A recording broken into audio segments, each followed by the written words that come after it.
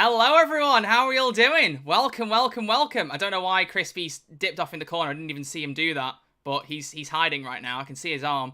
I don't. What are you doing there? Hot take. You completely cut out there. Oh, did I? Oh, yeah. No. Oh, good grief. Hello everyone, how are we all doing? Welcome to the next live episode of Who's There, a Doctor 2 podcast. Just like we did last time, we're going to do like a proper actual intro for the audio version shortly. So we're just going to kind of chat to you guys for a minute, let everyone filter in if there's anyone else yet to come, and then we'll go from there. Do you like the updated? I managed to make the intro look exactly like it did in the video. I'm quite happy. I feel like that ran. It's very nice. Yeah. Made a bunch of new OBS scenes, got it all working. I worked hard on this. I worked very, very hard. You definitely did. And it's paid off, mate. Look at it. It's beautiful. It's paid off. It's beautiful. Your camera angle is slightly different. Yeah, it is. It is slightly different. This is my first stream from the new PC for Who's There. I've done a couple on Twitch. The reason is the camera is higher because if it wasn't, you'd see this. So I need to make sure that you guys don't see the monitor screen. So that's why it's higher. I kind of like it. I kind of did, but I was like, well, I wasn't too sure, yeah. The hot YouTubers do hot takes. Oh, we're hot, apparently. That's us. Well, we're hot. We are piping hot, mate. I've been single for 2 years now, so I can't be that hot. Oh no, you're pretty bloody hot, mate. You're pretty bloody hot, mate. All right, yeah, right. So I'll get a girlfriend like you then soon, will I? Crispy put a girlfriend. Don't leak that information to the public. You told me I could mention it. That's not public. Yeah, I did. You got your new PC? I did, Sarah. Yes. It's been. Yes. I built it. I think I mentioned this in the last episode. I went on call with someone who offered to help me build a PC, and we went on call. It was about 10 o'clock the Saturday night. We didn't finish till 3 a.m. So it took a while. But the best bit was we didn't have any problems when we turned it on. He was fully expecting for me to hit the power button and for it to be like, this doesn't work, lol, but it literally just booted up perfectly, so I did all the wires perfectly, which I'm very, very proud of. I didn't think I would, but I'm very happy. Very good. Yeah, it's crazy. So as always, chat, let us know if Crispy or I are too loud or too quiet compared to each other. If we need to rebalance before we get started, please do let us know. In just a minute, we'll start the actual official recording. So here's the rough gist that Crispy and I have talked about. Because this is all hot takes, it's very audience focused, so it's all about you guys giving us your opinions. Okay, so get ready to type, folks. I've just noticed someone has a Beep the Beat profile picture in the live chat. Shout out Cliptic. Do they? Oh, that is brilliant. Cliptic. Hello. Oh, good grief. But yeah, so what we're going to do is we've got a bunch from Twitter. Crispy did it for a YouTube video. When is that YouTube video going up? Is that going up after the podcast? What? Did the hot takes for... Yeah. No, I only did it for this. Really? This is an exclusive. I might, it was if YouTube there's and leftovers. podcast combined, but it's not. Oh, wow. No, this is an exclusive, mate. This is an exclusive. I think it'll work very nicely in podcast form because we can get way more hot takes in. Way more hot takes. Oh, brilliant. Also, did you notice that I'm wearing the same top as I did post for the thumbnail 3 days ago? I was like, let's have a little bit of... That's very clever. I thought it through. I was like, let's wear the same top. But I got this today. I don't know. It's kind of... Weren't you wearing that jacket in the thumbnail? Hey. I'm pretty sure you were. No. I got this today. Oh, you literally got that jacket today? Oh, look at you. Yeah. Oh, fashionista. Nice. Is that why you were late for us to get on call? We were meant to get on call at 11 o'clock my time. We got on call at, what was it, 11:48? 11:40, yeah. Yeah, it about was, there. Yeah, it was. But you know what? We keep it hot. We keep it fresh, you know? It's hot takes. We're hot off the press. The takes do be hot. They do be hot, though. The takes do be hot today. They do be hot, though. Oh, it's sweaty. Yeah, very sweaty. So we have got a bunch from Twitter. That's the main source, because there was like 150 replies. We've pulled about... How many did I end up pulling in the end? 35? 25 I've got here. So some shorter ones, some bigger ones. We've got 10 from the audio platforms. So some of you are audio commenters like that one time lady. I see you there with your amazing... by the way, I saw last night in the live chat when we first set up the live chat and I said the live event, she literally put gay shaking in the live chat just to kind of ram home the profile picture. That too. I thought that was great. I like that. Really good. I was like, well played. So we're going to go through that. So we're going to do Twitter responses. I think at that point then we'll go to live chat and then we'll round off with Spotify since that's what we normally do. Beautiful. Kind of round up with Spotify. Beautiful. So there'll be a section where we go right live chat, throw the hot takes our way. If you want to send them now, it's fine. It's just to be a bit of scrolling for us. So ideally have it copied so you can drop it in again later on. That might be the best way to do it. So we will be doing a big section. And because it's live, I don't have to worry about editing. So if the episode ends up being like an hour and a half, it ends up being an hour and a half. It's only Crispy here that'll be staying up late, so suck it up, boy. You know, suck it up. I was late anyway. I deserve it. So Yeah, let's you have do. a late You one, do. shall we? You are being bullied. You are being bullied. Do you want to check and see how many people are watching us right now? Shall we have a look at our stats? There's 40 people watching now. Very 40 epic. people. 40 people, mate. 40 people. He's wearing the fob watch. He's got the fob watch on. I saw your video flashing back to look what who made me do. Yeah. Can I confess something to you before we get started? What? You've never watched it? I never actually went back to watch it after you told me about it with the Redcast. So when I watched your video and it went like back in time, I honestly for like a split second thought you'd done a new one, and then went, "Oh God, is this the video?" I was like, "Is this the song?" I was like, "Oh my God, it's this." So that was horrifying and amazing. You know, bit of both. That's what I was aiming for with that video. Good. That's really where I was going with that one. There you go. Sarah Glover wants to know what time it is for you right now. What time is it? For me, it is 9:13 p.m. 9 Jody p.m. It's 9 Jody o'clock over here. Oh, That's the one. Fantastic. I don't even. Absolutely fantastic. Absolutely fantastic. Which fob watch is that? I mean, it's meant to be like Jodie's, but it's the 10th Doctor design, isn't it? Because I've got. Did you get it from Amazon? Let's have a look. I got it. I had a sponsorship from like this geeky website, and they were like, "You can have a free item." My one's gold, and your one's silver. I got given a golden one for Christmas by a family friend, which was really nice. And I've got a silver and a gold one, so that's very cool. Oh, look out! Or was it black? Look out! It was one colour though. I need to double check. But yeah, so we're gonna get started in just a second, and then we're going to just kind of talk about your hot takes. 45 people here now. That's truly epic. That is truly awesome. That is truly epic. It's truly awesome. So have we got anything else we need to say? I don't think so. Just trying to think off the top of my head. Well, we can say ahead of time what our next episode is going to be because we're going to mention that so we can get in the habit. So the next episode that we're going to do is going to be our favourite episode of Doctor Who Part 2. It's our first Part 2. There's been a few episodes we've done where we said we were going to do a Part 2, but I think we both just kind of forgot because we didn't want to do it again too soon. I don't know, like, what was the idea there? No. I don't know. I feel like we just had a lot more to talk about. So, you know, we have many, many more favorite episodes.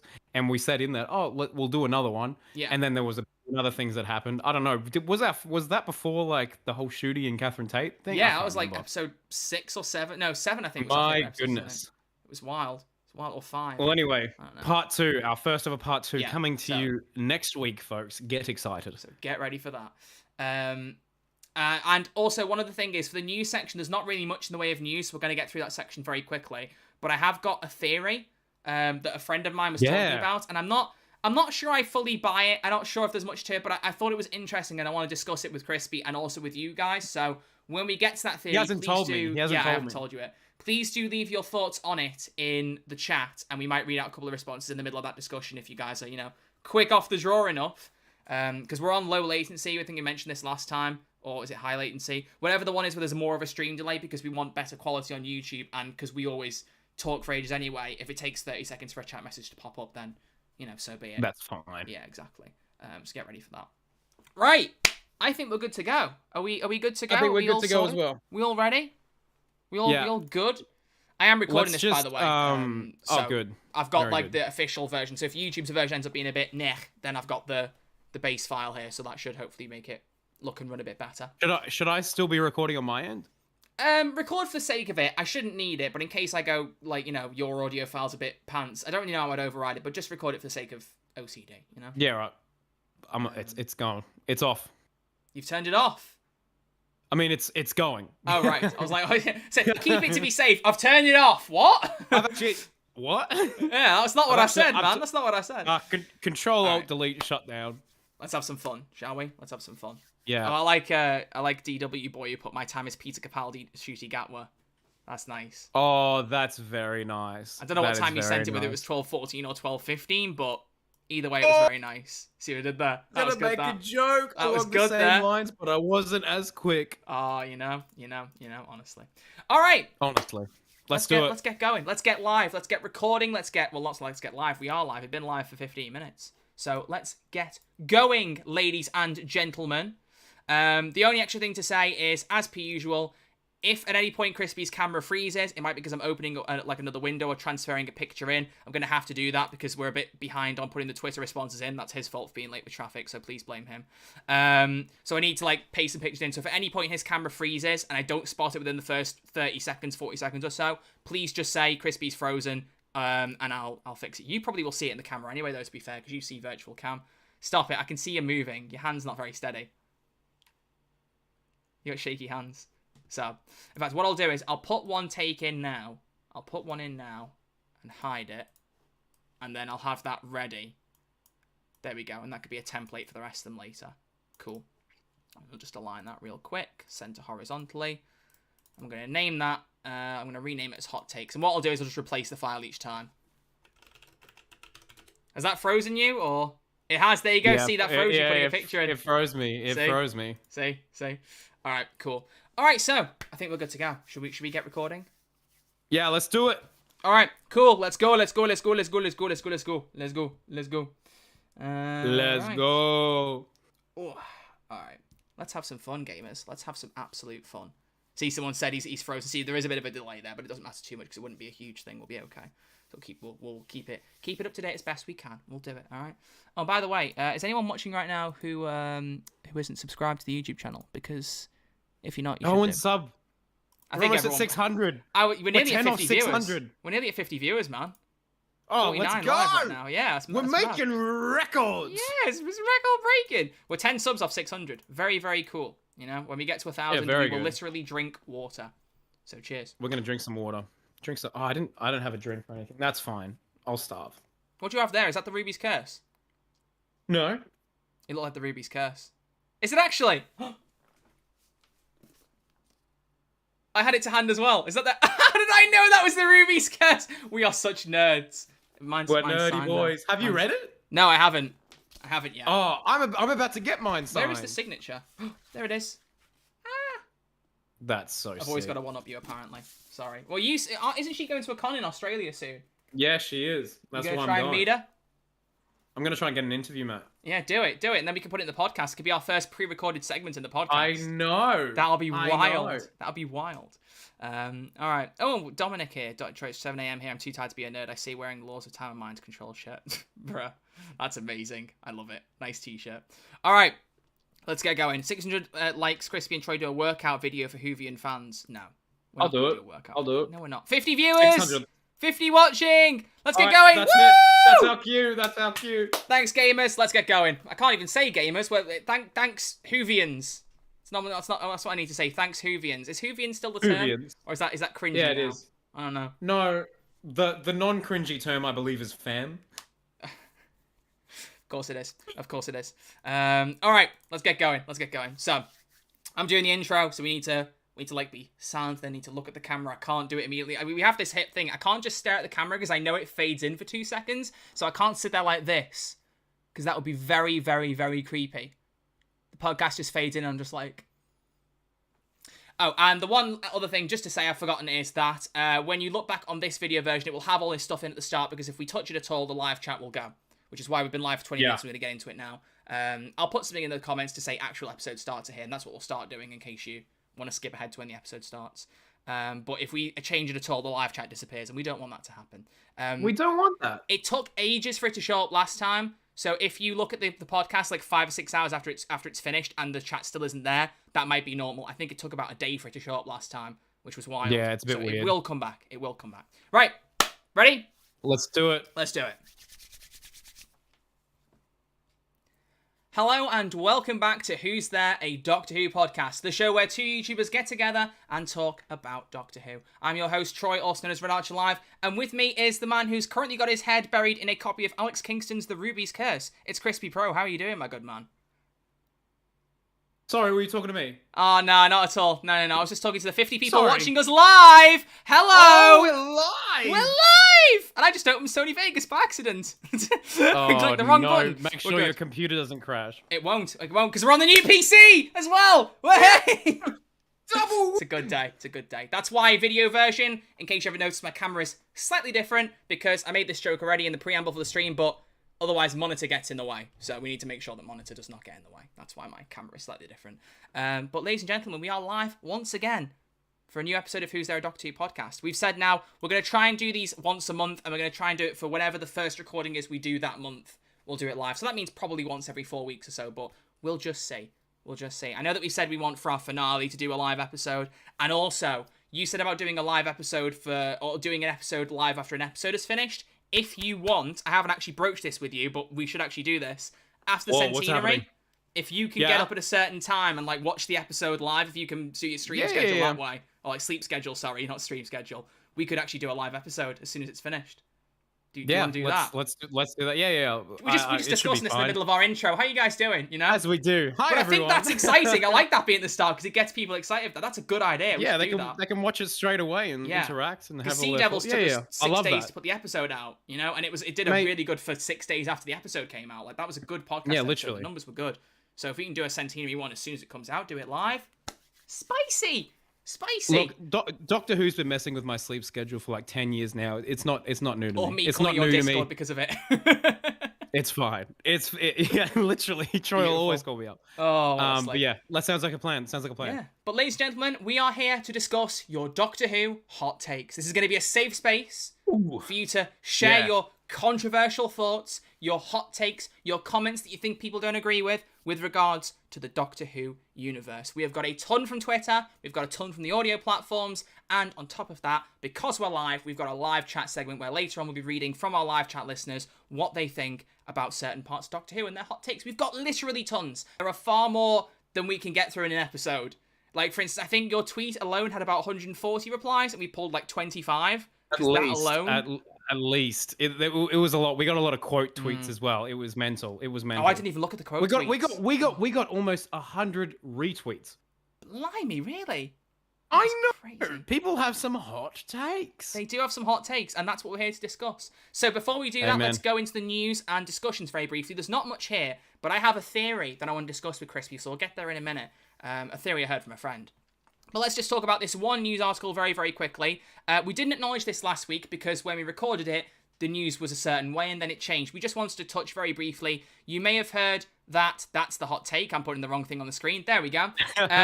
This is all live, you know, so we gotta go all with this. It's covering my face, but we'll live. Former EastEnders actress, so EastEnders being a soap opera in the UK, Rose Ayling-Ellis was pinned to be the next Doctor Who companion for a little bit from theories, rumour mill, that kind of thing. She just left EastEnders. She would have been the first live-action deaf companion for Doctor Who. That was the kind of, everyone was like, oh, that'd be really cool to have a deaf companion, bit of kind of disabled inclusivity. She left EastEnders and then teased that she was going to be in a show and she couldn't talk about it, but we know about it by the end of August. So when we recorded our episode last week, we mentioned this and said, could she be a companion? We don't really know. And then after we recorded it, but before the episode came out, it was confirmed it wasn't Doctor Who. She was doing a program, was it exploring disabilities in sports or something? It was something to do with like exploring disabilities and things like that. I can't remember what the program was. Yeah, it was a big thing that she was kind of like front running, which was really, really cool. But then the Doctor Who alarm bells obviously stopped ringing. So she isn't in Doctor Who. Just read out a little quote from the page, courtesy of Sky News. That's where this has come from. She said there is, quote, no truth in the rumour she is about to join Doctor Who as Ncuti Gatwa's companion. She said, quote, I think it was a rumour which started on Twitter and it just got bigger and bigger and now it's everywhere, unquote. However, if she were to be offered the role, it sounds like she'd be up for it, admitting, quote, it sounds like a great job, end quote. So just wants to acknowledge that. Which is a shame. I really liked the idea of her being in it, and I watched that interview and I was like, oh, that's. I mean, it's a shame. Hopefully, she'll be in the Whoniverse one day. Yeah, hopefully. I mean, I think we discussed this, but again, we cut it out. There is a deaf companion in, I think, is it the Paul McGann audio adventures for Doctor Who? I think. Yep. I can't remember the name of the actress. I knew it when I said it in the episode last week. Now I can't remember her name. But there is one who is, I think she's wheelchair bound, is the character. Any Big Finish listeners in the live chat can hopefully fill us in on that one. But yeah, so it will be the first live action disabled companion, but not the first overall, you know, depending on whether you count Big Finish as canon, which, you know, you probably should. You probably should.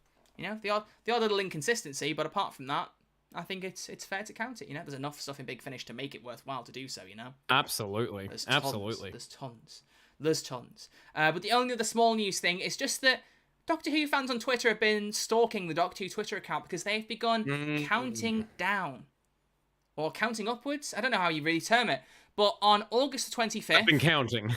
They have been counting. On August 25th, They shared some stills from The Woman Who Fell to Earth, Series 11, Episode 1, with a nice little quote. And then 3 days later, on August the 28th, they shared 4 images from Series 11, Episode 2, The Ghost Monument, with a quote. And then 3 days after that, they shared a quote and 4 images from Series 11, Episode 3, Rosa. So there's something going on here. There's something going on. And by the time this episode goes up, I think Saturday is the day the next one will go up. So by the time this episode comes up, there'll no doubt be the tweet for Series 11, Episode 4, which is Arachnids in the UK. You know, maybe there'll be a picture of Stormzy. Who knows? Picture of Stormzy. Yeah, maybe. But that is what's going on with the Doctor Who Twitter right now. They are counting down now. People with more time on their hands than me, that's a joke. I have more free time than I'd like at the minute because I'm not teaching enough. But have worked out that if this countdown continues and it's every 3 days, then including the Centenary special, the countdown will end on the show's 59th birthday, which is the 23rd of November. So that's interesting, if that's true. I need to double check that myself. Because people were wondering if it was going to be a countdown to the Centenary, but maybe not. So I don't know what's going on there. Any thoughts? I think, I don't know, maybe it's a weird thought, but maybe because they'll definitely celebrate Doctor Who's 59th birthday in some way. They usually do a something, but I don't know. I don't like the idea of them being like, oh, here we've counted down all the way to the centenary. We did it, everyone. They have to have like something. I don't know, well, a trailer. Birthday. I mean, they're going to start filming Doctor Who with Shooty in November potentially, so it could be a good time to like Costume maybe reveal. drop some news. You know, yeah, maybe. We'll see. Interesting time. Keep your eyes peeled, folks. Keep your eyes peeled. Yeah, keep those eyes peeled. Yeah. Speaking of the centenary, I have a theory. This is not the main theory I want to talk about. This is just a brief one. First. But I clocked something, and I think people on Twitter have looked at this as well. The next issue of the Doctor Who magazine has the main feature being Sacha Dhawan taking everyone through a preview of the centenary special, which, as you all know, we've had nothing but that trailer from Legend of the Sea Devils. And they already talked about that in that issue. So we're going to get something new, presumably, for Sacha to talk about. And that issue releases 2 weeks today from the time of recording, less by the time the episode goes up on audio platforms. The issue releases, I've got the magazine here, conveniently, on September 15th. And I'll just put it up to the camera so you can see very briefly. You can just see there, Sacha Dhawan, I need to get my mouth over the camera, leads our preview of the Centenary special. And that is dated to release on September 15th, because the magazine releases every 4 weeks. So, is it fair to assume that we'll have finally some Centenary news in the first 2 weeks of September? I think so. Oh, please. What do you think? Give us a What do you trailer. think? I don't know. I'd be surprised if we don't have a title or a poster by the time that comes out. I'd be shocked if that was the first bit of promotion. You would hope. They might do it coincide. I don't know. It'll still be a month out by then probably, because I think the rumor on the street is that the episode will air October 16th, whatever that Sunday is around there. Okay. Apparently that's the week of the centenary. But anyway, I don't know. We'll see. Well, hopefully Sacha spills the beans. Considering the BBC controller literally wouldn't tell us anything when they were asked. I think her name's Charlotte Morse was actually saying, we've got a big week coming up for Centenary, loads of specials, the Doctor Who Centenary special, and someone went, can you tell us anything about it? She went, I can't tell you anything about it, and then moved on.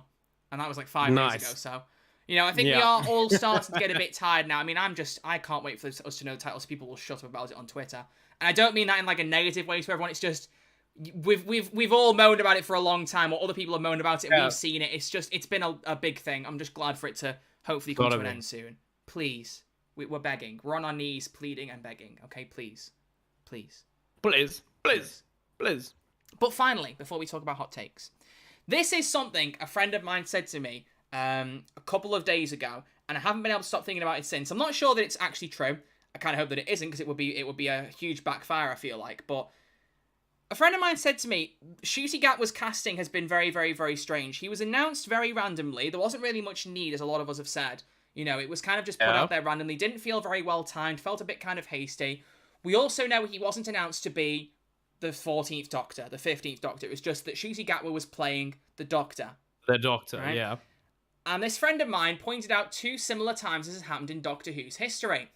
The first off being the end of Journey's End, where we were told the next episode would be called The Next Doctor, where David Morrissey would be playing the next Doctor. Okay. And then the second was at the end of The Name of the Doctor, when it was revealed that John Hurt was going to be playing the Doctor. They were both announced. Neither were given numbers. Yeah. They were just marketed as the Doctor. And my friend is worried that Ncuti is actually a bait and switch. He's been announced to hide the actual next Doctor as just someone else to play the role in the meantime for the 60th. What are your thoughts? Exactly. What? I had to talk about it because I was like, this blew my mind a little bit, and I was like, it's almost definitely not the case. But it's something that I thought, it's an interesting argument. It's an look, I mean, I'm sure that Russell has a lot of surprises in store for us. I have no doubt about that. But something about, I don't know, I've never thought of it like that. That's interesting. My hunch is telling me that it's not a bait and switch. Yeah. I think that Ncuti is our Doctor, and that they've just hidden the number because David Tennant is probably going to be the 14th Doctor. But it could be one of the greatest cover-ups of all time. But I want plenty of time with Ncuti. Well, I want plenty of time with Ncuti. Russell did say they had pretty much decided on an actor to play the next Doctor until Ncuti came in. So what if that Doctor's still on speed dial? What if that actor's still on speed dial? Well, then Ollie Alexander is still the Doctor, folks. Oh, good grief. Good grief. Let's see what our live chat is saying. The one-time lady is just shocked. The Upteenth Doctor says that could work. Interesting. Ooh, okay. Yeah. I don't like it purely because I know I'm speaking obviously as a white man here, but I feel like the reaction to the first, Black Doctor being a bait and switch, that's going to create some levels of hatred that I feel like would not warrant that, and that's just one reason why it wouldn't work. I don't feel like Russell would do that. But I just thought it was an interesting theory nonetheless to just put out there because it's true. We have had similar things in the past. And I found it interesting. I found it interesting. Oh, William Who's here, fellow Who-tuber. Hope you guys are doing well. William. We're doing well, thank you, buddy. I hope the theory isn't true. Ncuti is perfect, and I feel that would backlash if he wasn't actually the Doctor. Exactly. That's what worries me. There would be some unnecessary backlash, So, who knows? Sean G99 says he remembers Russell saying he could see Ncuti playing the role for years and years in an interview at the National Television Awards. So. Oh, well, that's good. That's good news. Unless he's still baiting and switching. You'll never be able to trust anything anymore now I've said that. If you'll be going to sleep tonight with your eyes open going, what if Troy's right? What if that theory is true? What if? But yeah, so I just thought I'd put that in everyone's heads and just see what thank you. Think. I That's don't good. think it's going to happen. I appreciate that. It's a theory. It's nice to speculate. It's nice to speculate. Yeah, exactly. James Corden's still in the running. Time Lady. I saw that too. No. I saw you giggle. I was wondering what it was at. Yeah. Yeah. I mean, James Corden is definitely still in the running. Honestly. Kidding. But the Late Late Show is finished, Yes. Bring Craig Owens back. Right. Okay, Crispy, I have a question for you. Oh, hit me up. If I put this hot take on screen now, can you read that as it is? Not like actually read it out, but can you read? Okay, good. So, because you said you were going to read out the Twitter ones, we just didn't have time to arrange it because you were a bit late because you're Australian traffic. I can read it. So, ladies and gentlemen, what we are going to do now is we're going to move on and talk about Doctor Who hot takes. We're going to go through a bunch from Twitter. We're going to then do our live chat section. Then we're going to round off with audio responses at the end. So, ladies and gentlemen, in the live chat, if you have hot takes, get them typed down, get them ready, and we'll give you a signal to drop them in about 20, 30 minutes time, depending on how long we spend with Twitter. Because we probably won't get through the 25 that we've got here unless we speed run them, which we don't really want to do. Do you know what I mean? We don't really want to do that, do we? Or do we? No, but everyone on the chat react to these hot takes. I mean, don't be rude to each other. It's a very respectful environment. But we want to see some reactions. We want to see some interaction. Exactly. I'm just doing some new folders on my desktop very quickly so I can organize these because some are much larger text blobs, and I know it'll be easier to organize them by size on OBS, so it looks better for the video listener. Video listener. Does that make sense? The video listener. The video listener. I listen to videos all the time. Yeah, Troy. Me too, man. All the time. Me too. I'm so frozen right now. Are you? Oh, I'm so sorry. I am so sorry. That's all right. It's a flattering face. It's a very flattering face. Okay, I'm going to open it now, and it's not going to be flattering, is it? It's not going to be flattering at all. I'm ready. I'm ready to see what it is. Oh, okay. It's gone back to you now. It's gone back to you. Well. Right, okay. So now I'm just going to find the file on my desktop again because I've moved it into folders. Let's go. So we've got 15 smaller size takes, so little mini sentences, 5 more medium, and 5 that are large. That's basically just so I can organize it for the visuals. So let's go with the one that was on the screen first. So Crispy, let's have our first hot take, please. All right, ladies and gentlemen, here we go with the hot takes. Thank you so much for submitting. The first one here is from the nerdy Brit. He says, I wish Strax didn't exist. As a big Zontaran fan, I feel the Zontarans as a villain were shortchanged for cheap laughs instead. That's interesting. And people always get mad at me for saying Zontarans. I was know about it to should say be Sontarans. I always slip the tongue there. I'm sorry. Don't roast me in the chat from the just planet yet. Zon. Okay? From the planet Zon, the Zontarans. I understand that. I only came into Doctor Who with New Who, and my only reference point was the Poison Sky episode with Martha and Donna. And I thought they were cool villains, but I am a sucker for Dan Starkey. I think his comedic timing is brilliant. So I like Strax as a character, but I can understand that if you're a diehard fan of the Sontarans, that that might have upset you because that was like the only time we saw them in the show was with Strax up until freaking Jodie's era, I guess. Yeah, it's true. Because I think it's probably difficult while Strax was like supporting. Well, and they could have done a Sontaran story with Strax being like a supporting character, or just him out of the way. Like just because he's a comedic Sontaran doesn't ruin the rest of the Sontarans for me personally. Yeah. I think the mistake they made was they had this comedic Sontaran who I liked. I thought Strax worked really well. But because of that, because he was the only Sontaran we had for literally years, like now in a decade. Yeah. Or more than a decade, actually, now I think about it. Then, of course, you like it does look as though we don't really care about Sontarans anymore. It's just a bit of a joke. I think they should have done a couple of Sontaran stories maybe in between the ones we've had to reinforce that, yeah, Strax is a comedic character, but the Sontarans are still a menacing threat. It's just Strax is a bit of a goofy dude.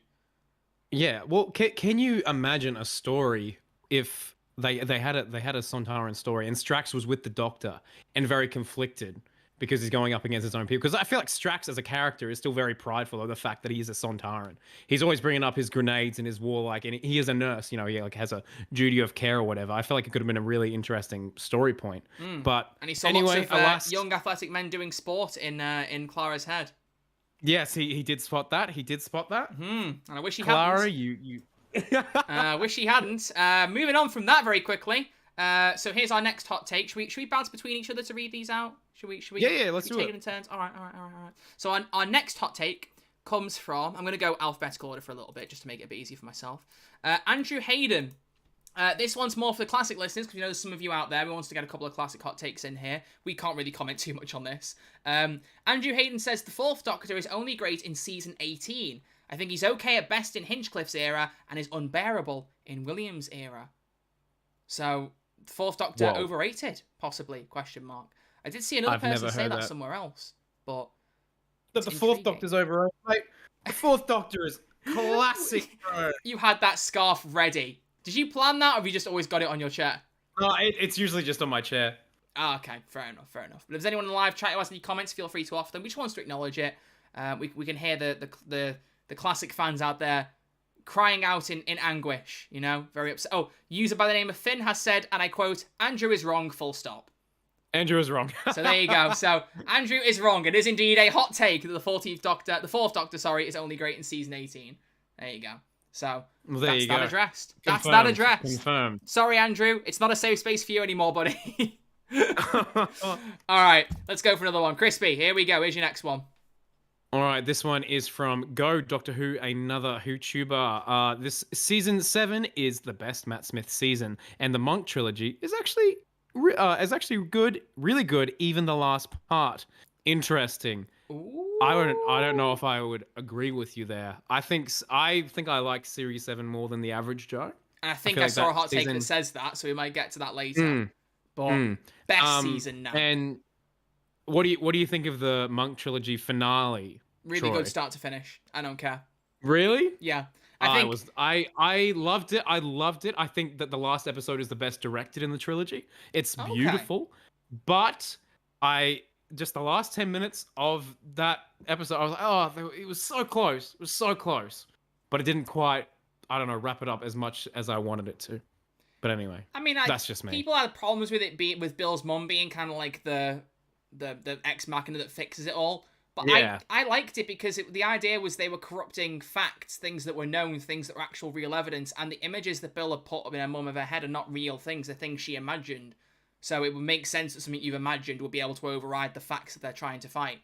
because you're countering with something that they can't twist. Because that's why if anyone didn't quite get that in the episode, because it wasn't very well explained, him saying the monks can't get near it is because Bill's made these images up of her head, of her mum in her head. It isn't necessarily how she looked, how she sounded. You know, she's got a baseline from some of the photos Capaldi took in the pilot, but she still doesn't know how she speaks or anything like that. So because of that image that she's created, the monks can't touch it because it's not based in reality, it's based in her head. And I liked that twist, you know, because her mum was kind of like a plot line that was in a couple of little episodes through that series, and I liked that it kind of had a bit of a payoff in that episode. So I personally was quite happy with that. But I get people thinking, like, I agree probably that the Lie of the Land is the weaker of the 3 episodes for sure. Like, I don't know which one I prefer out of Extremis and Pyramid at the End of the World, because both are really good. I love Extremis more than I should. Is so good. I think it's cool. I also love this really concept that, like, they're trying to find out how the world's going to end, and we're seeing it happening at the same time. It's just, like, a really creepy thing. And I like it. Cool. Like, the whole concept, just like, you know, the end of the world has already begun and all this. It's kind of like the Heaven Sent opening monologues, like the end of your life has already begun. Yeah, you know, and you're always taking a step. It was very similar vibes, you know. Plus, Capaldi with the red shirt looks quite good. So there is also that. Yeah. That was quite a vibe. And also just the payoff of the blind thing was really good as well. I loved that. That was cool. That was clever. That was a really good payoff. And just it was nice to feel the cliffhanger of a 3-parter again. You know, we haven't had that since Series 3. I know Series 4 we say is possibly a 3-parter, but it doesn't... I think it's different with that because we know it's coming. Whereas with this, it was like in the middle of a series and like, what, we're doing 3 parts? What, are you kidding me? We had no idea. Yeah. We had no idea. So it was really, really cool. I honestly really liked that. Sure, we've done the same thing. Oh, we got a bit of lag from Crispy there. Don't tell us about the blind spicy. Oh, no. Let's let you catch up for a second. Oh. I'm here. You're there. Should we leave that in the audio version so we can hear Australian internet? Yeah. Let's show the people the real deal. Let's give the people what they want. All right, you're all good. Go for it. All right. No, we're good. Oh no, I was just saying that I was just saying that they spoiled the John Sim thing, but they didn't spoil the whole Doctor being blind thing. That was my one big surprise of Series 10. Yeah, good point. Yeah. You make a good point. I'm sad now. Okay, we've got one user has left 2 tweets, so I'm going to look at both of them back to back. So this is Cyberman Alf. Okay, so he has made 2 takes. I think one I agree with more and one I don't. So here's the first one. He says, Asylum of the Daleks is an easy 10 out of 10, and Series 7 is one of the best. Asylum of the Daleks, good timing, by the way, because he says it's 10 out of 10, and today marks the 10-year anniversary since the initial airing of Asylum of the Daleks, 1st of September, 2012. Yep. It's crazy. It is crazy. Gosh. 10 years since I Am Not a Dalek. Like, we've done well. That whole plot twist. We've done well. And just everyone seeing Jenna Coleman and going, but I thought she was taking over from Amy and Rory. Why is she here? Second. And then why is she a Dalek? What's going on? Asylum of the Daleks, I think, has always been bashed on unnecessarily. I think that is just a great episode. And I get the idea that it was a bit stupid to add the conflict of Amy and Rory getting divorced. Like, that did feel very out of left field. That was very, very out of left field. But I think the payoff made it worth it, if that makes sense. I love that they went back to the Demon's Run thing and said that because of what happened to Demon's Run, she couldn't have kids. No, and I love that. Yeah, I loved that. I loved that kind of, there was an interesting concept there, you know? I wonder if starting with them getting divorced was a bit too brash of a start. It kind of I think that's the main complaint of the story, and the fact that they advertised that every Dalek's going to be in this story. I think they just shot themselves in the leg there because they heavily marketed that, and then you saw like a classic Dalek in the corner there. You're like, oh, okay. Yeah. Well, I don't think there was not every Dalek. I don't remember seeing the Supreme Dalek from Journey's End. That sexy red and gold boy. No, he was on holiday at that point, I believe. Yeah, that's why they brought him back in Series 9. You know, they were like, right, we get it. We're sorry. We'll put him in here. We'll put him on a pedestal, as they should. So yeah, I agree with the Asylum of the Daleks. I don't know about 10 out of 10, but very, very good episode. Probably 8 or 9 I'd give it. I really like that episode. Series 7 being one of the best, though. So not just the best Matt Smith season now. Now someone's saying it's one of the best series. Thoughts, Crispy? Thoughts, opinions, comments? Series 7's a funny one. I get what they were going for. Every week a blockbuster. And I feel like there are some really special moments in Series 7. I think it's very well done. I think there's some beautiful looking episodes. But I just feel like people were not the biggest fan of the split initially. and then how Clara was introduced midway through, and people weren't really a fan necessarily of Clara from the get-go because her character was more of just a plot device. And then in series 8 and 9, I believe they corrected her character brilliantly and ended up being one of my favorite companions. So I think series 7 is just a bit of a mixed bag. It's very pretty, it's very flashy, it's fun to look at, but I don't know if it's as, has as much substance as, say, your series 5 or your series 6s. That's my hot take. That's my hot take. I wonder how people would look differently at series 7 if Victoria and Clara never existed. Because the most common thing you see is people saying Victorian Clara should have been the companion, not modern day Clara. If she hadn't existed, if they hadn't factored her into it, how would things have changed? Would people look at series 7 more fondly for Clara's introduction? Would they be more interested in the plot device, or would they be like, it's a really good point. It's an interesting point, and I'll leave that for you all to let roll around in your heads. But Sam Manalf had another take, so let's just pop it up on here. And this one I completely disagree with, but let's go through it first. So he says, the Chibnall era looks really cheap and bland already, compared to the visually stunning series 8, 9, and 10. Crispy, what do you think? Look, listen. If he starts with look, it's bad. Look, Cyberman Alf, buddy. I appreciate you. I appreciate what you're doing. I appreciate you interacting with us today. So don't get me wrong. I really do appreciate what you're doing. But yes, you're saying the visually stunning series 8, 9, and 10. Don't get me wrong. Series 8, 9, and 10, we got your Heaven Sense. We got your World Enough in Times. We got those beautiful, beautiful, stunning looking episodes. But compared to the Whittaker era, all the faults we give the Whittaker era, whatever. On face value, I can honestly say I think the Whittaker era is the best this show has ever looked. Yes. Has ever looked. The best looking era in Doctor Who. And if you disagree, cheap and bland? Cheap and bland? I can't see that. I think, for one, they're using anamorphic lenses for the series. Yes, anamorphic. 11, 12, 13. Yes. So we get these beautiful film style lenses. So it's just a different.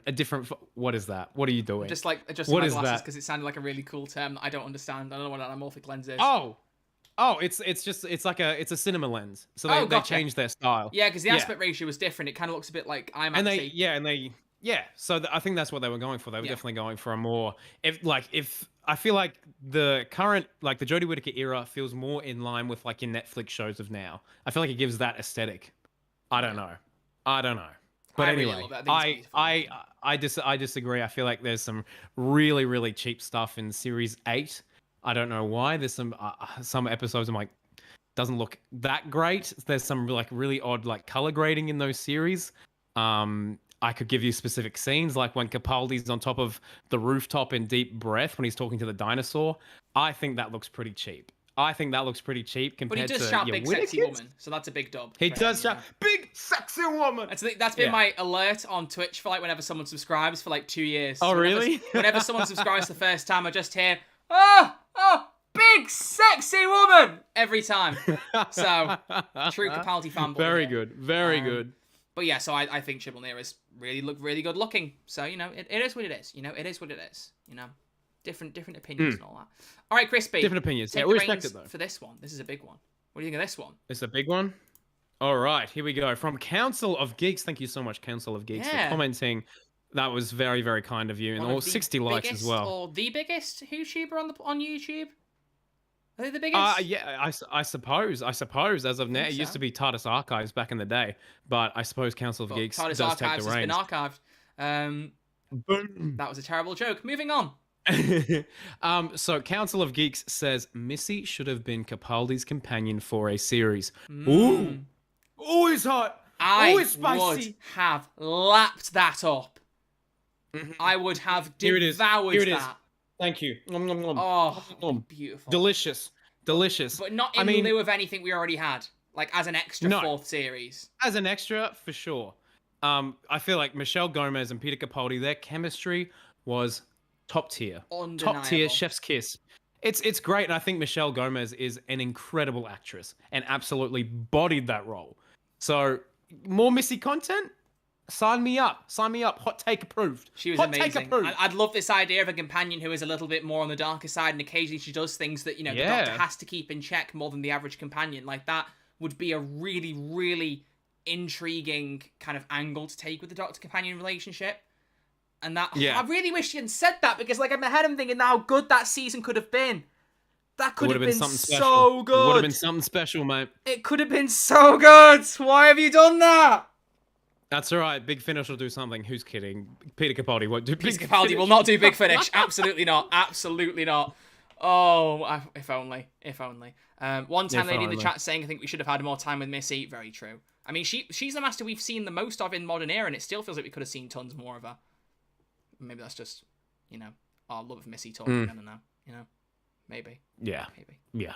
No. Anyway, let's move on now to Millie, who has said, I didn't like, speaking of Series 10, I didn't like how Moffat basically threw Sim Master's development out of the window just to make him a literal devil on Missy's shoulder. But he did dress him beautifully, though. So, what do you think about this? What do you think about Sim Master in... if you haven't seen this, by the way, this is a terminology. I nearly hit the stop streaming button then. Good grief, I need to make sure I didn't do that. I moved the box and went to close it and nearly hit the wrong button. Oh, God. So, if you don't know, by the way, terminology on Twitter, people will often put, like, the surname of the actor's name, ! Master, and that's how you term him. So, Sim Master, Gomez Master, or Missy, and then Dewan Master. That's just how people do it. So, if you're on the video version wondering why they've written that, that's just convention. So what do you think about this then, Crispy? Throwing Sim Master's development out the window? Do you think they did? It's interesting. I don't necessarily think so. I understand where this is going from, because he did have kind of a redemption at the end of Time Part 2. Yes. Where he kind of like saved the Doctor. But I mean, the Master is still inherently evil. And I feel like, Troy, imagine you see your future self and you have that interaction and they don't necessarily have the same values as you do right now. Would you be disappointed? And you're like, why? Well, people change when you think about it. We're all different people all through our lives, and that's good. That's okay. You got to keep moving so long as you remember all the people that you used to be. Yeah. It's important to remember those lines. Yeah. Don't forget one line of that. Not one day. Swear it. Swear it right now. Not ever. Good. I will always remember when Who's There Doctor Who podcast was me. Everyone, get some claps in the chat, please. That was beautiful. Literally, you asked me to do any quotes. Beautiful. I'm here. Like it's a problem. It's a problem. Yeah. But yeah, I looked at it more like when I was a kid. I definitely thought, oh, he's saving the Doctor. He's the hero here. But when you look at it, I think it's more that he wants to stop the Time Lords than he wants to stand with the Doctor. Boom. I think that's the better way to look at it. He definitely he helped the Doctor, but was that his main intention? No. Like, the Time Lords are there. They just insulted him to his face, called him diseased, and said it was a disease of their own making. And now, Timothy Dalton, Rassilon is going to try and get what he wants. No, Sim's not going to have that. Yeah. So to me, I look at it like that. He wants to deal with the Time Lords rather than helping the Doctor. If he helped the Doctor alongside it, then it's whatever. But he didn't want to stand with the Doctor, and that's why I firmly believe like it's the same attitude in the Doctor Falls, Like, if he had his back against the wall and he couldn't do anything, he'd stand with the Doctor to fight against the Cybermen, not because he wants to stand with the Doctor. But he had a TARDIS. No. So he was like, right, I'm off. Exactly. So, that's a good point. Yeah. That's a good point. But I understand why people would feel that way, though. Yes, I agree. Upteam Doctor said Sim Master was scarier in that last story. I agree. He felt a bit more classic-y with the goatee, and I love that coat, as Millie said. The outfit is gorgeous. That jacket is beautiful. Eyeliner. Thank you. Oh, he looked very good. He looked very, very, very good. Yeah. Sim Master. But there you go. Sarah Glover says the Master hates Rassilon more than the Doctor. There you go. Boom. Summed up. It's true. Boom. It's true. Move on.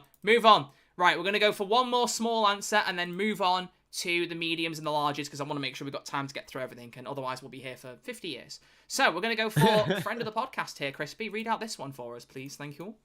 Oh my gosh. Friend of the podcast, Mr. TARDIS. Hello.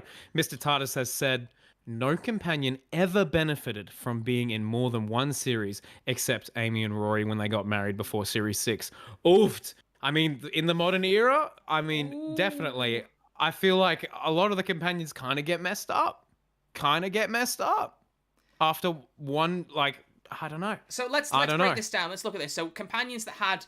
So being in more series is difficult because Martha was in more than one series, but she wasn't in 2 full series. So I'm going to guess that he means people who are in full series for more than one more series length. So we've got Rose, we've got Amy and Rory, we've got Clara, we've got Yaz, and we've got Graham.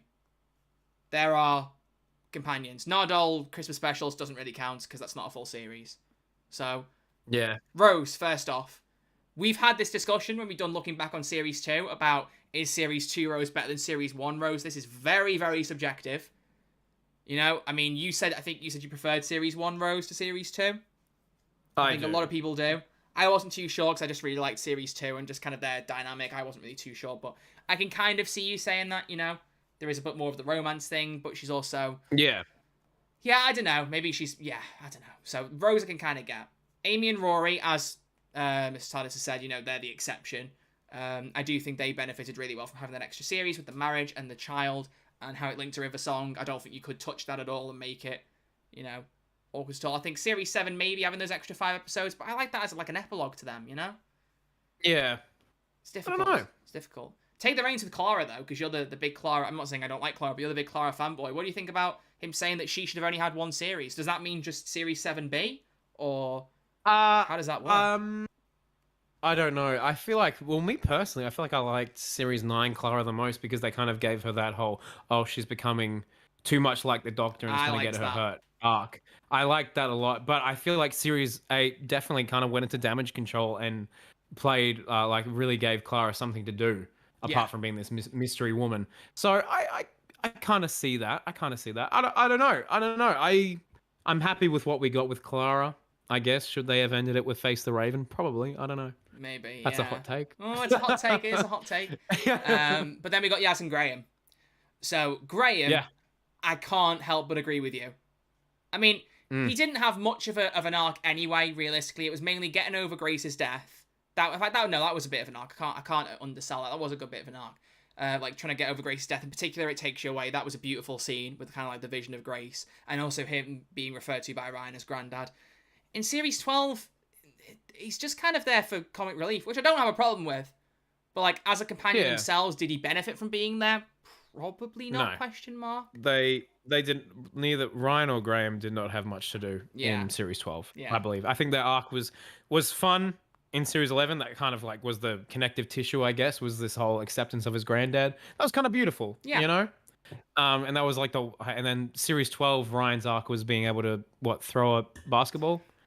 Was that it? Was that it? Was that the arc? Yep. I love when people say Ryan's Series 12 arc, because the Doctor 2 Twitter account posted about it at the time. They were like, we call that growth. And it's a picture of him in Spyfall Part 1 being like, I'll get it in the hoop next time. And then in Timeless Children being like, I got it in the hoop. Swish! And that's it.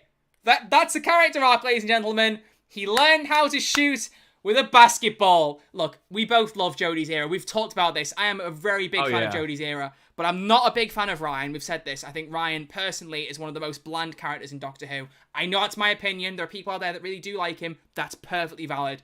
I just think his performance was very flat. I wasn't big on how he performed as the character. Again, personal opinion. Bar, the one thing that I really loved was the resolution scene with his dad. That was Ryan that I wanted to see in more of the series. I loved that. But he didn't have much going on for him, bless him. Like, especially Series 12, just the basketball. How is that a character arc? How is that? I don't know. No era of Doctor Who is perfect. No series is perfect. Okay? Unless it's Series 4. No comments? No? No. Oh, okay, you're gonna allow that. You're gonna allow that. Okay, cool. I was reading the chat, if I'm perfectly honest. I like how I realized I didn't include Ryan. I meant to include Ryan when I listed all the companions that had 2 series. That's how little I care about Ryan. I forgot to mention him. What about Yaz, though? Yaz is the difficult one. She is now the longest serving companion in modern Doctor Who. I don't know about all over. Which is crazy. Who knows? She's been in it for more time than Rose. Has she been in more episodes? Rose was in 13, Christmas, 13, so that's 27 for Series 1 to 2. And then... he's doing math, guys. He's doing math. Shush. Here we go. She wasn't in Series 3 at all. She wasn't in Christmas specials. She was in the End of Time Part 2, so that's 28. How many Series 4 episodes did she pop up in? So 31 for the last 3. She should have been Partners in Crime, and then twice more, so 36. So 36 episodes she was in. Yaz has been in 10, 3 specials, 2 more specials, 5 specials, and Flux, 31. So Yaz has had 5 episodes less than Rose, but she's been a companion longer than Rose. The longest, yeah. But then again, Damn. 2 of the Rose ones I counted were just her on a screen. So we're talking similar lengths, basically. We're talking similar lengths. Yeah. But in terms of time, Yaz is the longest serving companion. So the point being, do you think she's benefited being in those 3 series, or do you think she could have been in less of the show? And this, I'm gonna preface for you, because I know you're thinking it. This is a difficult one. I don't think this is a clear-cut one like Ryan or Graham or something. This is a difficult one, because I made a video back in the day being like, why is Yaz, like after Series 11 came out, I was like, why is Yaz so, like doesn't have much to do? Why is there not much happening here? Because I feel like the companion focus was the arc between Graham and Ryan. That was the whole thing, and Yaz was kind of sidelined. I wanted to see her do more police stuff. I don't know, she was just kind of there. But then Series 12, she kind of got more to do. And now, as we're seeing, you know, there's been this underlying thing where oh my gosh, she is in love with the Doctor. We've had that revelation. Get your alarm bells out. The Phasmin bell's ringing. Phasmin! Ding-a-ling-a-ling! Ding-a-ling-a-ling! So I think, I'm sorry. I think that, I think Yasmin has 100% benefited from being in these series. I think she is, I guess, the whole Jodie Whittaker arc, I guess. It's nice to see a companion finish like their run with their Doctor. Yeah, that's nice to see. I think that's really nice, you know, because we've not. The only time we've had that was with Rose with 9, you know, but that's difficult because it was just one series. It wasn't like a prolonged thing. It was close with Matt, and it was close with Peter. You know, there was only like a series or a series and a half with them. But I really like, in a way, that we've had one companion with one Doctor. It's a nice kind of experiment, something different, you know, where a companion makes it all the way through the Doctor. I think it's just, it boils down to, I think personally, the problem is, when you come down to it, it's the lack of development that all 3 of them had in the first series, because you threw us in the deep end with 3 companions. And like, whatever you think about all 3 of the characters, it's very, very difficult in a 10-episode series to balance 3 characters and their arcs in those stories when you've thrown them all in together. You can set them up as much as you want in the premiere, but you don't afford a lot of time like that. We've talked about this before, but with Matt Smith, we had Amy built up, Rory popped in every now and again, so did River. With River, by the time you got to Series 6, we'd seen quite a bit of her. We'd seen a bit of Rory. So when you got to Series 6, you had these episodes with, 11, Amy, Rory, and River. It worked, because you'd had time with all of them. They all had character arcs, or ongoing ones that were being addressed. So I think the whole debate with the companions of Jodie's era is difficult, because we didn't have that same thing. It was, here's 3 companions, off you go. Here you go. And it went off like that, you know? And they've had character arcs. I think anyone who says they haven't had character arcs, they definitely have. I think sometimes they weren't executed perfectly, or weren't done as much. You know, Yaz hasn't done as much policing stuff as we would have liked. But, you know, she used her policing role a bit in Fugitive of the Judoon. There's been points where that's cropped up. There was the whole dad thing with Ryan and Graham and the Grey stuff. I think because it didn't pop up as much, there's this argument that maybe they could have been restricted to 1 season, have a lot of development push into 1 series, and then just let them go. It's hard. It's hard. With Phasmin, though, you know, we've talked about Phasmin. That took a while to build up. It's been hinted at in Series 11 and 12, but it was really pushed in 13. If you'd really compacted that, could you have got to that point in 1 series? Maybe you could, you know. But it's kind of beautiful that it's been like almost unsaid throughout this era. It's just been slowly hinted at, you know, because like the whole Phasmin thing was kind of like speculation from us, and then they said that they put it in because of the fans. You know, it was nice. It was nice. It's hard. It's a difficult one to debate on, to be honest with you.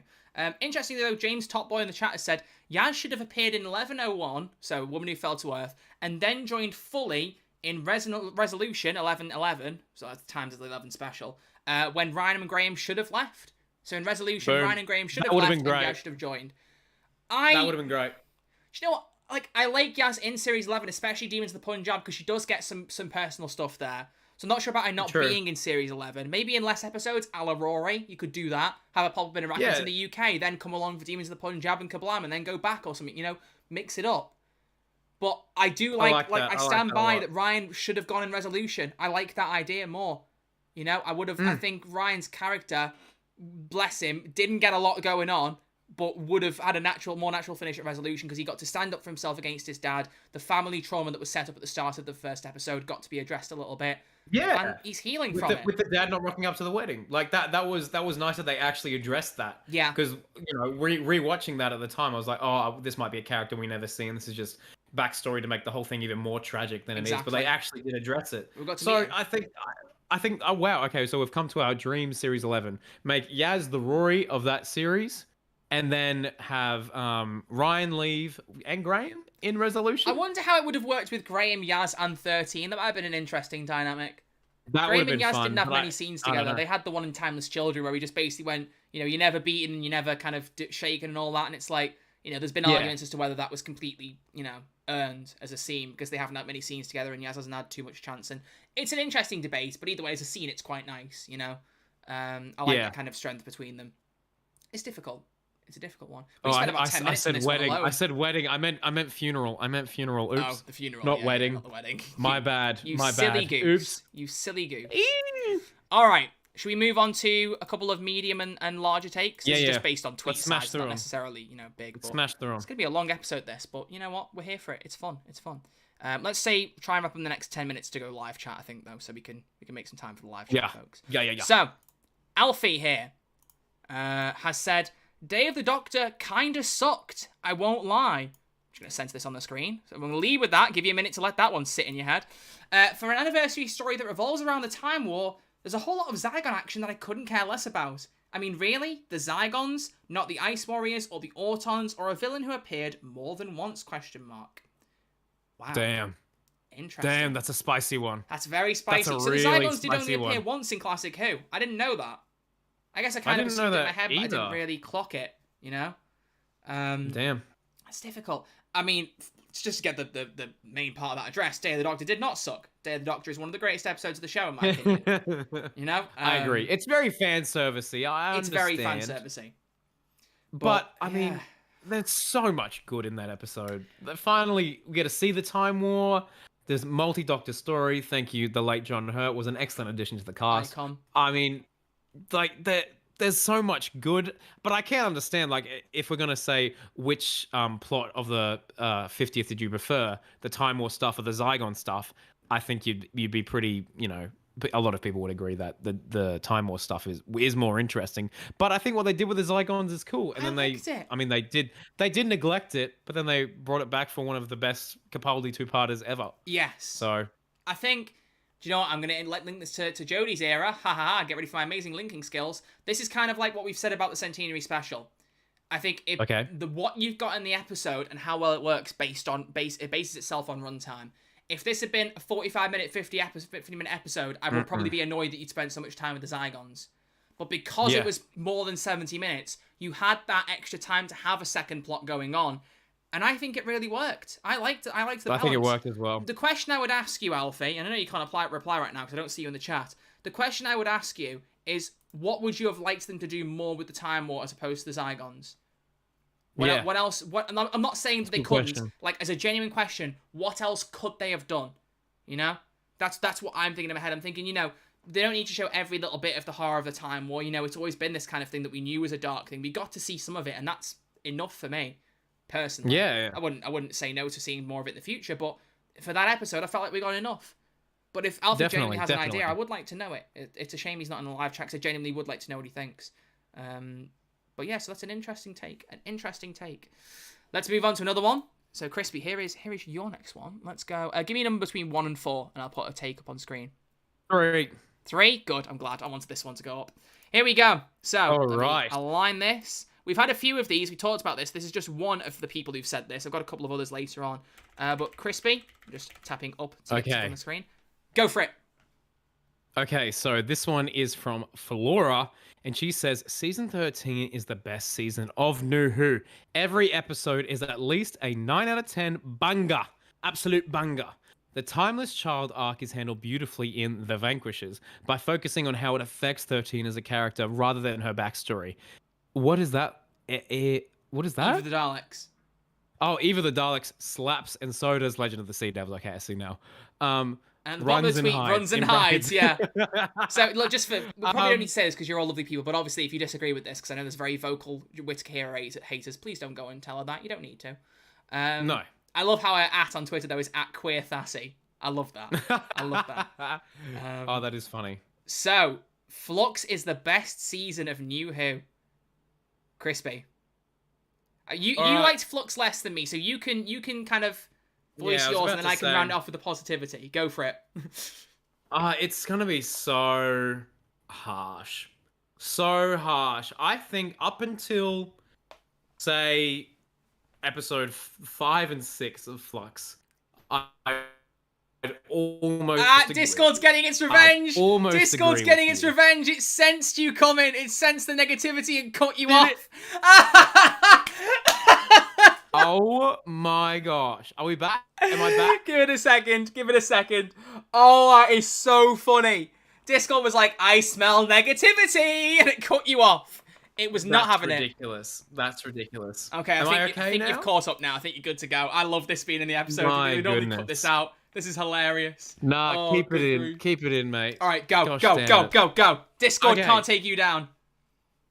Okay. I was just going to say, I would almost agree with Series 13 being one of the best, if not one of my favorites, of the new era up until episode 5 and 6. I feel like they dropped the ball. The Vanquishers, I was not the biggest fan of. I had a rewatch of it. I appreciated it more, but I still think there's far too much going on, and I don't know if it was necessarily the most satisfying conclusion for me. But in general, I think Flux is a very fun time. Do I think it's the best season of New Who? Probably not. I think that there's, I don't know, your Series 5s, your Series 4s always get a lot of praise. But I don't know. The Vanquishers, I'm not the biggest fan of. But Troy, I understand you like Flux more. Give us your 2 cents, please. I'm going to first off talk about the Timeless Child bit of that tweet, because I really like that. One of the biggest things I've heard criticized about Jodie's era is that the Timeless Child is thrown in for the sake of mixing up the canon, doing something to leave a mark, and then running away. It's like the meme, walks in, says that the Doctor can regenerate infinitely, refuses to elaborate, leaves. That's how a lot of people are seeing the Timeless Child. And I've always, I don't say always, I've bounced between liking it and disliking it when it first came out, but for the majority of the time, I've looked at it as it's a really interesting extra layer to add to the character. And interestingly enough, I saw, again, I mentioned this to you a while ago, there was an interview with Sylvester McCoy that came out just after the Stolen Earth. So while we were waiting to find out was the 10th Doctor going to regenerate, and they asked him, and I've actually looked at the clip now, and they were like, do you think, what happens when they run out of lives? He went, well, anyone at any point could peel back another layer in the story and say, well, actually, the Doctor has 500 lives, and add an extra layer to it, and I think it'd be, wonderful. Like, he's talking about, like how he likes the idea of it evolving. And that's how I've always looked at it. I think it's a really, or nearly always, I'm just going to say always, because I didn't I didn't like it for a short period of time, and I'm moving on. It was when I was watching some of the YouTubers that just railed on this stuff, and I'm glad I've have no contact with them anymore, because negative content is not my bag. Yeah. But I've always looked at it as it's just something new and interesting, Like, I understand, I genuinely do. I do understand the criticism that it kind of undermines William Hartnell as the first Doctor, the guy who founded it all. I do get that criticism. And I can't fault people for saying it, because obviously that means there were Doctors before William Hartnell. But he's our first Doctor. That is never going to change. He's always going to be ours, whether he was the first version of the character or not. So that's one way to look at it at the very least. So it's difficult there.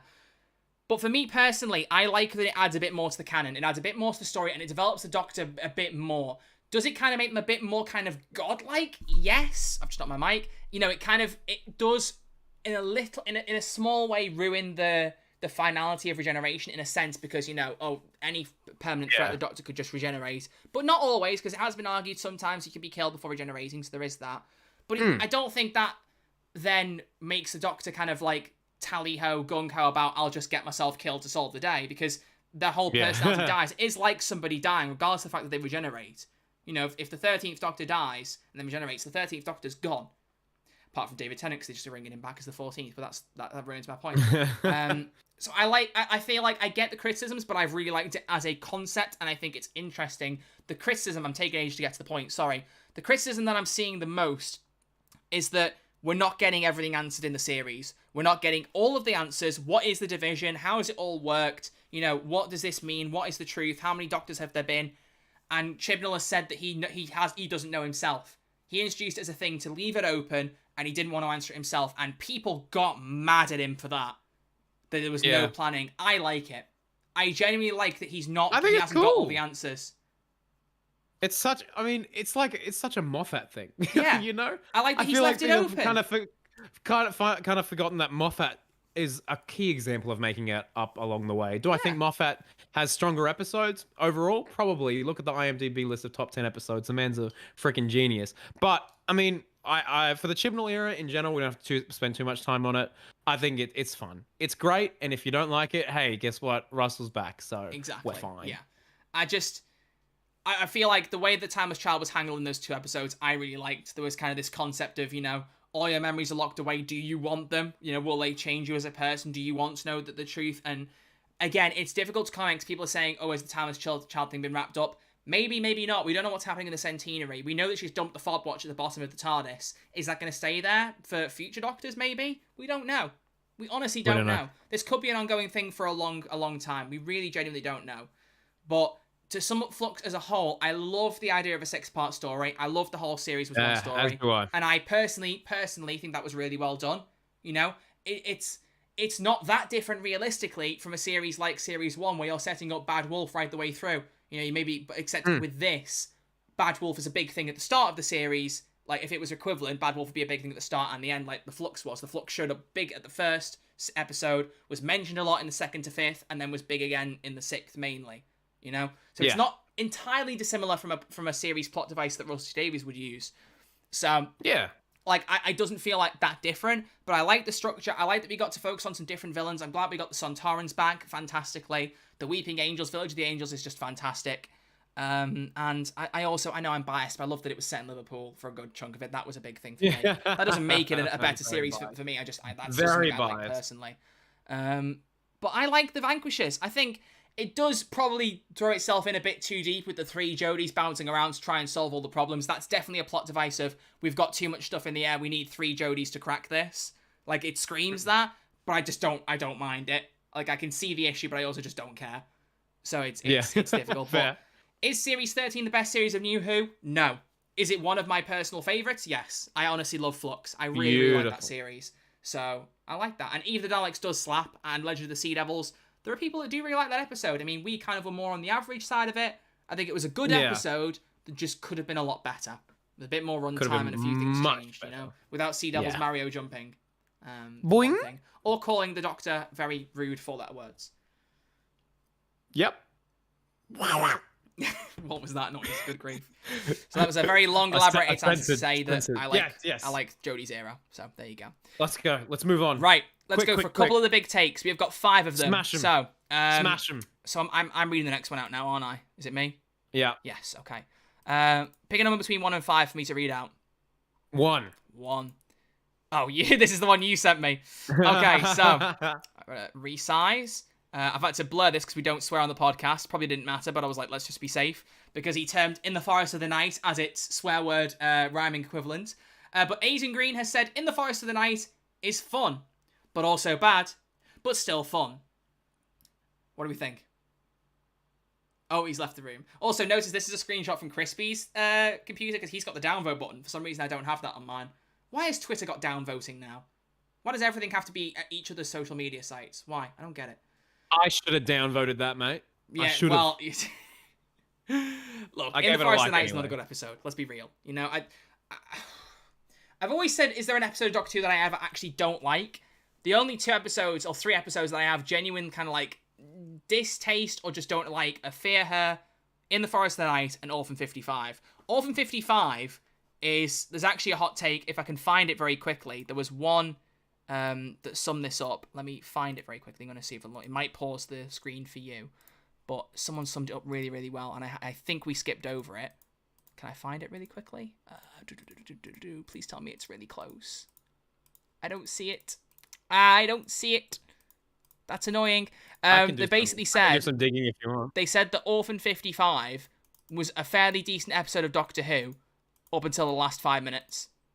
Which I agree. I honestly really do agree.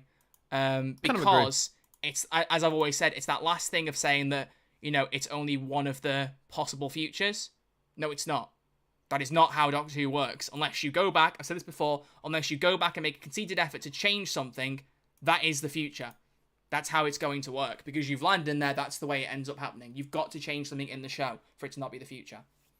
It's like in It's like if in Last of the Time Lords, David Tennant went back in time to 2007 and said to Martha, see all that stuff where the Master took over and became a dictator? That's just one possible future. If we stop the Master now, that won't happen. No, you've been to the future, so unless you change something, that's how it's going to go. That's how it's going to be. That's how that's going to go. You've got to fix it.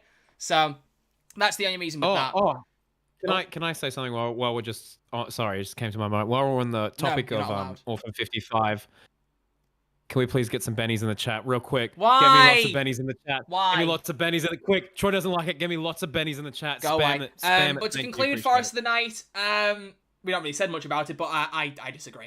I think there's decent elements to it, some funny gags that land in places, you know. Clara Oswald, small pink, surprisingly round face. Or him saying to the kids not to leave the ties, he goes, Hawkeye! Hawkeye? There's funny bits, but yeah, no, I disagree. I'm sorry, I disagree. Let's go for one more large one, and then let's go live chat. So, pick a number between, there's only 3 other options. Between 1 and 3. 2. 2. Ooh, okay. Oh, this one has several takes. Several different takes in here. So this is from Miles. Crispy, go for it. All right, Miles, thank you for your contribution. Miles has said Journey's End is one of the least favorite finales. Sorry. Oofed. That's a hot one. Are we gonna go hot take by hot take, or are we gonna read them all out? Okay, well, let's go through them, and you say yay or nay. Okay. Okay. So, Journey's End, one of my least favorite finales. Sorry, what do you think? Yay or nay, Troy? The biggest nay in human existence. I understand. I think we talked about this recently. I think we talked about it recently. I'm being rude here. I'm talking over you. I'm not allowing it. No, nay. It's a nay. Fine. It's a nay. All right, here we go. Lodger and Closing Time are both really great comfort episodes to watch when you're ill. Yay. He's done that just for you. He's done that just for you. Yeah. That's Lodger, maybe, yeah. Closing Time. I like both episodes, but a comfort episode? Really? No. So, you're nay. Okay. Hellbent is my personal fave finale of the show. Oh, I'm going to have a heart attack. I think I'll speak on Troy's behalf there and say that's a nay. I am a Hellbent defender for context, but I would never say it's the best finale of the show. Never. Nor would I. So nay. I think Troy and I like Hellbent better than the average Joe. But it's an A for me. Sorry. And to end off Troy, Series 3 is the best 10 series, but Series 4 is the best. Oh, right. Sorry. We're talking about the Doctor. I was so confused. Series 3 is the best 10 series, but Series 4 is the best for his character side. Interesting. I don't know what you quite mean by that. So it means that Series 3 as like an actual series is the best one, but in terms of like Series 4, like 10th Doctor's character is at its peak in Series 4. Yay. I think that probably sums up how you'd actually take it, really, because you said Series 3 is better than 4, but yeah. Yeah, that's literally, I think we're on very much the same wavelength there, Miles. So well done. I'm not going to give it a yay. I'm not going to give it a nay. I'm going to give it a maybe. A maybe. Yeah, I'm going to rhyme it. Rhyme it. Very good. Because I get that. I still don't know if I prefer Series 4, honestly, but I can understand why you prefer Series 3, but also he is just the best in Series 4. That can't be debated, personally. He's just at his peak. That's like when everyone was watching Doctor Who because David Tennant was at his peak. He was at his prime. He was brilliant. He was brilliant right the way through, but that was like peak. So, I don't know. Yeah, brilliant. So, brilliant. Maybe. Maybe. Have we got? You know what? Screw it, Crispy. Screw it. I'm gonna do one more. What are you doing? What are you doing? I'm gonna do one more. All right. The chat are getting restless. I want to put one more Jodie Stan on because I like giving Jodie Stan attention. Let's do it. Right, chat, get ready now. This is the point for you to put your hot takes in the live chat. So if you have any hot takes, this is the point we're going to read them out for the next 10 to 15 minutes. Go. Drop them in the chat. We're going to start reading them after this. So we're wrapping up with the username 13 is a cat. Meow, am I right? Who has given us 4 different points once again, but they're all 13 era themed. So should we do yay or nay with this again? For sure. All right. First statement, Eve of the Daleks is one of the greatest Doctor Who special episodes. Yay or nay, Crispy? Yay! Yay! I off the top of my head, probably yay. Yeah, I really like that episode. I remember when I first watched my mum, she said it was her favourite Jodie episode. Like, that stuck in my head. I tweeted that at the time. I don't know if I still believe it, but I at the time I was like, "This is dope." Yes. I love how everyone had their hot takes ready, like copied and pasted. The chat just shot up with takes. That's brilliant. Second take: the 13th Doctor is one of the most joyous incarnations. Yay or nay? Yay. Yay. Purely because she's not had as many darker moments, I don't think. Yeah. So naturally she's more joyous. I just like her naturally curious nature. That's one thing that I love about her Doctor. Yaz is a hugely important companion. Not good, not bad, not well written, not badly written, not should be there, not shouldn't be there. Yaz is a hugely important companion. Yay or nay? In terms of that question, yay. Yay. Agreed. Whatever you think about whether she should have been in less series, more series, had more of a character arc, she is the first for all of the people who are, LGBT fans. This is like a proper representation thing. So for that alone, that makes her hugely important. But I mean, every companion's important, aren't they? Just on a surface level, If we're gonna be really cool, then every companion. Not Donna. She's not important. Yeah, she's just a temp from Chiswick. She's just a temp from Chiswick. Yeah. True. Fair enough. And fourth one, I've literally picked out the first hot take I'm going to read from the live chat just for humour's sake, so I've already got my eyes on it and I'm ready. I'll see if you can spot which one it is. I bet you can guess if you look at it. Okay. But the final one from 13 as a cast is Segan Akinola has just a good job, if not better than Murray Gold at composing, and should have stayed. Yay or nay? This is interesting. I feel like Segan Akinola is like so underrated. He is and very we don't appreciate underrated. it. But I mean, it's like Murray Gold. He's got the hits. He's got the platinum records. He's got the songs that everyone knows. Okay. He's got the $3 million record deal. He's got the $3 million record deal. You know what? He hasn't got a Twitter account anymore. No, really? Remember, he said a Series 10 soundtrack was coming, and he deleted his Twitter. It was like it was a prank. See you later. I'm gonna. With my heart, I'm sorry, but I'm going to say nay to that. Like Murray Gold, like he's a hit maker, and he's one of the most iconic Doctor Who composers ever. Yeah. But in saying that, I feel like Segan Akinola has done a sensational job, and I would have liked to see him stay on. Can you imagine if he stayed on for Russell's era? Can you imagine? Oh, imagine. That would have been something special. I think it's important to remember what we said before about Segan is that you have less of his material to compare with Murray's. You have 10 series worth of Murray's, which is like what? 100, 150 episodes. I don't know how many. Something off the top of my head. Stupid. A load of episodes. Whereas you've got 31, is it, episodes that I work out of Jodie's era that Segan has composed for? Sagan. So you've got less to compare. Within those, 13's theme, the Spy Master, Future of the Jadoons kind of themes going on there I really like, and also just the main titles. There are some things that stand out. If he'd had more series, there no doubt would be more tracks. I think comparatively right now, I don't think he did better than Murray Gold. But I really like him, and I think he is severely underrated.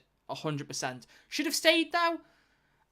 Not in any bad way. I kind of like the idea that there was a composer who was just there for one era. Yeah. I kind of like that. It makes it even more unique. It's kind of special. You only get Segan's music in that era. Doesn't mean that he doesn't deserve more. I mean, I would say he definitely should be composing for longer, but I like that he's going to be limited to that era. I kind of like that. It makes it more special to me, personally. So that's how I see it. So thank you for all your Twitter hot takes. Thank you so much. There were so many. Yeah, let's look at the live chat from YouTube. So, apologies for Spotify video listeners, because obviously you guys won't see the live chat, but YouTube, you can connect this with the live chat at any point. So, I'm going to lead with the first one, because I personally relate to it greatly, and she's also one of our most common commenters.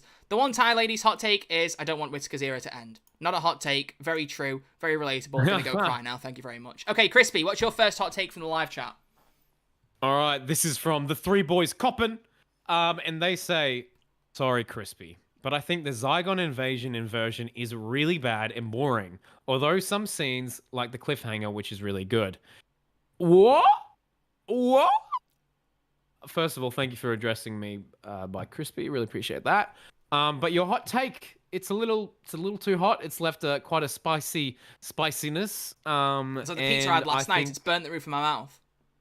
What did you order? I cooked one. It was like an oven bake one.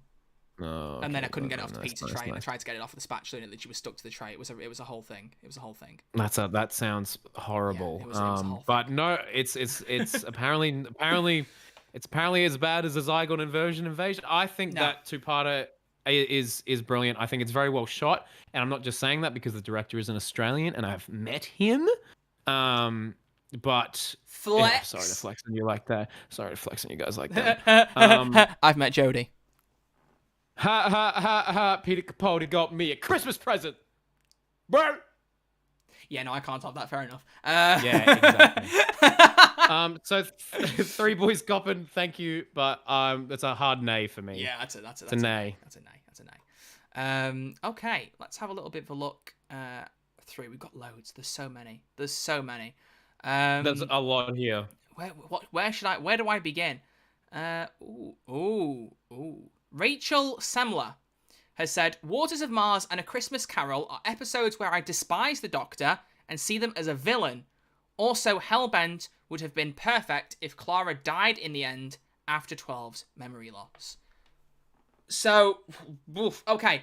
Waters of Mars not liking the Doctor, I get it, because the Time Lord Victorious, it's very kind of, it's his ego taking full shape. But only in the last 10 minutes or so where he actually becomes a proper bad guy about it. Christmas Carol. Why Christmas Carol?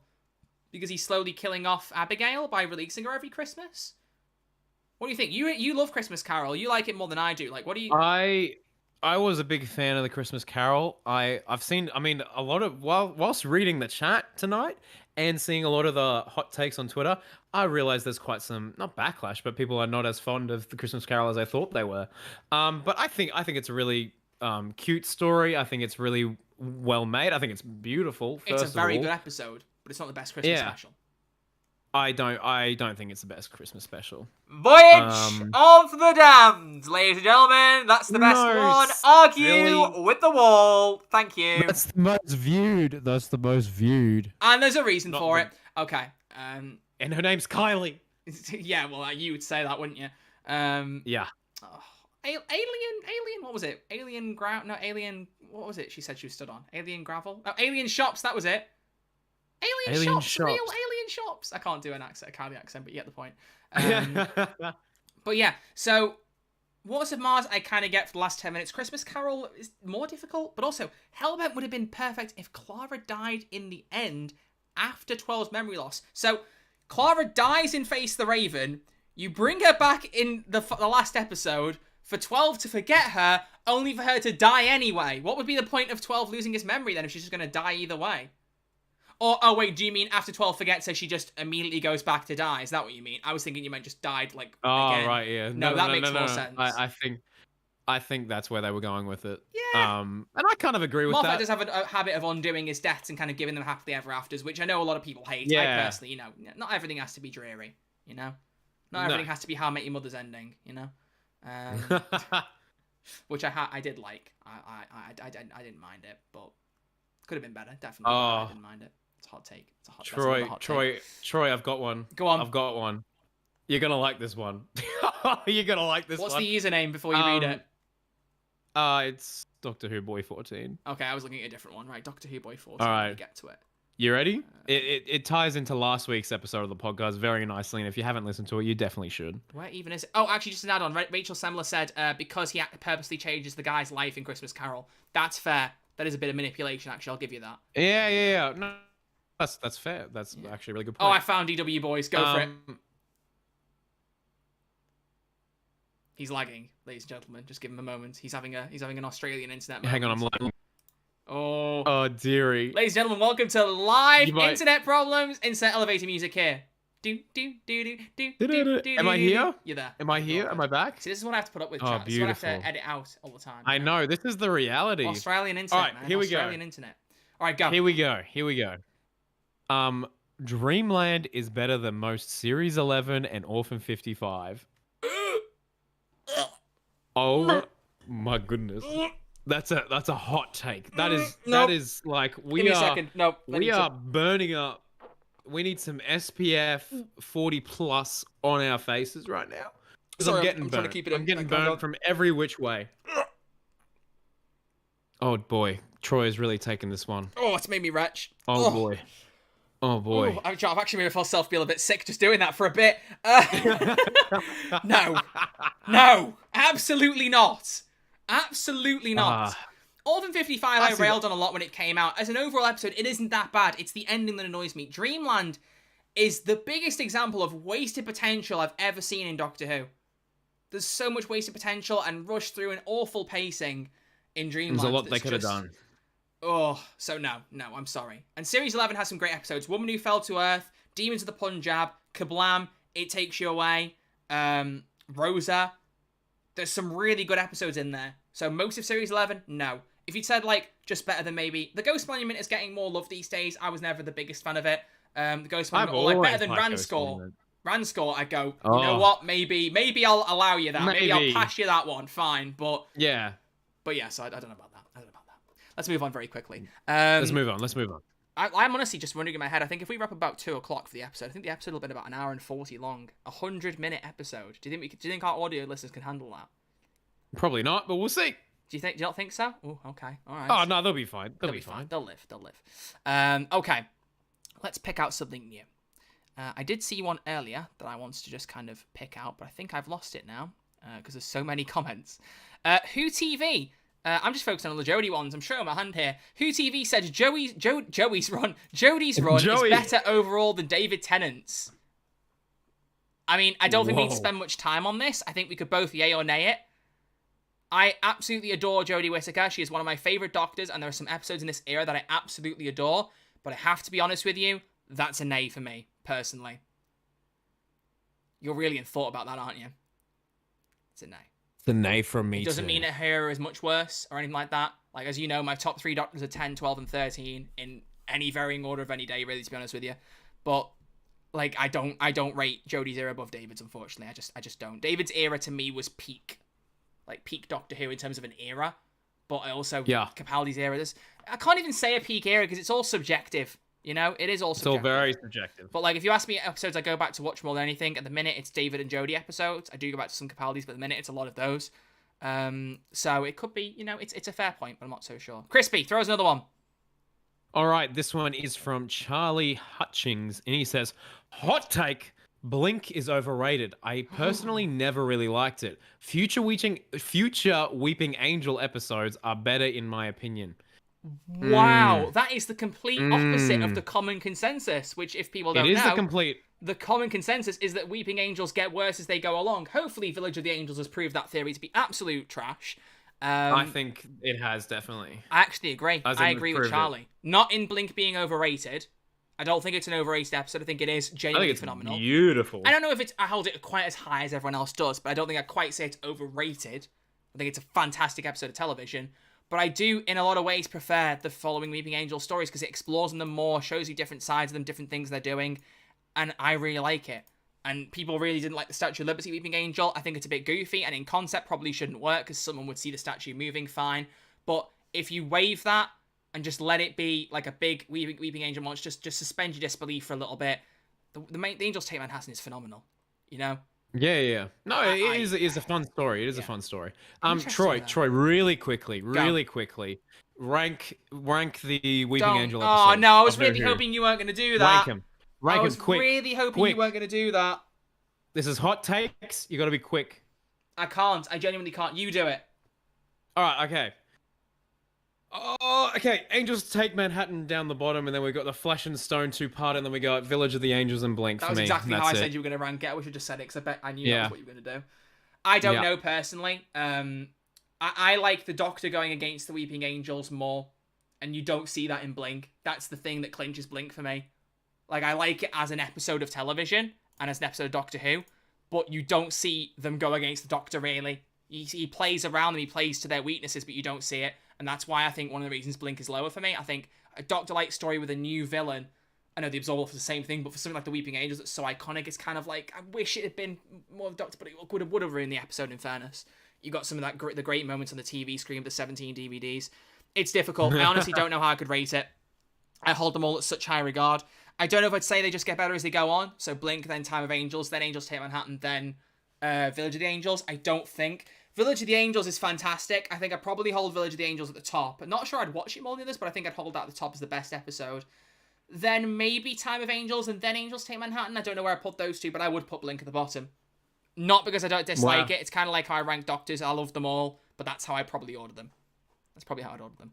Difficult, but difficult. Right. I'm going to pick... I think we should do 2 or 3 more and then go through some Spotify responses and go from there, yeah? Yeah, sounds good. Sounds good, my friend. Let's do it. Keep typing your hot takes, folks. Keep typing might get a couple out. more in if you've got any more to share. If you want to put them in again, feel free. Try not to spam them too much, though, because it might confuse us a little bit. Let's see. Bit of 11th Doctor love here from Patrick McGuinness, who says the 11th Doctor deserved to face an incarnation of the Master in at least one story. As much as it only makes sense in hindsight, from an unrealistic perspective, an on-screen Moffat-esque twist story could have 11 face a post-13 Dewan Master, a matchup I love the idea of due to their slightly manic personalities. So you're saying, hang on, so from an unrealistic perspective, an on-screen Moffat-esque twist story could have 11 face a post-13 Dewan Master. Well, I mean, we've argued that Dewan comes before Missy, so that might work canonically as well, to be fair. That might actually line up canonically, because Dewan, you know, we've said fits between Sim and Missy, so actually that would line up perfectly with 11. I don't know. Is it weird that I almost can't imagine... It's obviously... It's stupid to say this because of the obvious case, but it's hard to imagine Matt Smith going against the Master. No, it's not. It is for me, because we never had it. It's hard for me to visualize it now because it's something we never got. The only reason I can visualize it is because we kind of saw it in Nightmare in Silver. I like what that would be like, because basically Sacha Dhawan's Master, to a lot of us, kind of reminds me of what a bad guy Matt Smith would be like. And in Nightmare in Silver, you kind of see what a Matt Smith villain-esque would be like. So in my head, when I imagine a Dhawan and a Matt Smith showdown, I'm imagining the dream-esque sequence in Nightmare in Silver. That's what I'm imagining. You imagine Sacha Dhawan as a bad guy Matt Smith? Yeah.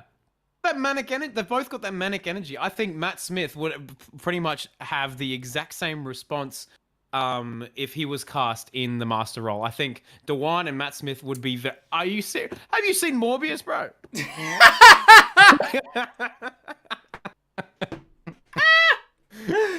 Oh, God. Yes, and I still don't see it. I don't know where you're getting that from. I do not get that at all. All right, fine. Chat might agree or disagree, Oh, my gosh. Oh, Patrick McGuinness at the bottom. Oh, read Patrick McGuinness' new one. Read that. Do it. For God's sake. This is not... this is, first of all, nay. So Patrick McGuinness has said, hot take, Troy would make a better showrunner than Crispy. That's it. I'm done. Go on, then. Crispy for showrunner, no more. Off you go. Bye. Crispy for showrunner, no more. Go. You can't put the mic up and then pretend to take the headset off. Yeah, there we go. He's gone. There you go. Like Sarah saying you lost Troy a long time ago. He did. As soon as he said that Sacha Dhawan was similar to the 11th Doctor, I was like, or like a bad guy 11th Doctor. No, I don't see that. Don't know about you guys, but I do not see that. I don't know what he's been doing. I think he's been watching Morbius on repeat and thinking that it's a good portrayal of Sacha Dhawan. No idea. And I think that chocolate ice cream is the best ice cream. There you go. Hi, Crispy. How you doing? I could hear you the whole time, No, bro. you couldn't. I could hear No, every you couldn't. word. No, you couldn't. You're lying. It's more than All right, time. One more each. So Okay. scroll through and pick one more for yourself, and then let's go from there. Damn it! I had one, but now I've been confused. Oh, you've been confused. I've been confused by this Patrick boy or whoever it was that said I shouldn't be showrunner. Okay. Okay. Oh, I've got it. I've got one. Do you want to go for Got a yours? hot one. 'Cause I haven't found one yet. Hot off the press. I got one hot off the press. This one is from Amy Films. Amy Pond is a bad person, and people need to address how she said what? People need to address how she said the Doctor the night before her wedding. I don't know what that word's supposed to mean. She's saying sexually assaulted. Oh my gosh! Oh my goodness! Trigger warning. Okay, So I've realized that. Trigger warning. Also, the way she treats Rory is awful and deserves much. But yeah, look, Amy Pond in Series 5, there are some problematic moments. Yeah, making out with Matt Smith when he clearly does not want that. Yeah, I've never thought of it as sexual assault. Not like for any reason or another. Just never visualized it like that. Cause not seen the scene for ages. But yeah, that really does class as that. Yeah, that's... Yeah, I guess. It's not a nice feeling. But yeah, I feel like that scene in the Angel two-parter is dumb. It's very dumb. I kind of see what they were going for because, you know, she's all hot-headed. You took me before my wedding day, but I don't think it's executed very... It didn't need to be there. And Moffat said that himself, that he wished it wasn't there. Yeah. So if Moffat's like going, you know what, maybe I shouldn't have done that, then, you know, it's bad. And there are some moments where Amy treats Rory like absolute ass. Like, it's horrible. Yes. But I feel like overall, Amy Pond, I think, is a very good companion. But anyway, moving on. Well said. Let's see. I really don't know who to pick for the last one because there's so many comments now and we're going to leave some out and it makes me sad. There's too many of you guys watching. Can you all just like leave the stream, please? Thank you. Don't say that. No, I'm joking. Please don't go.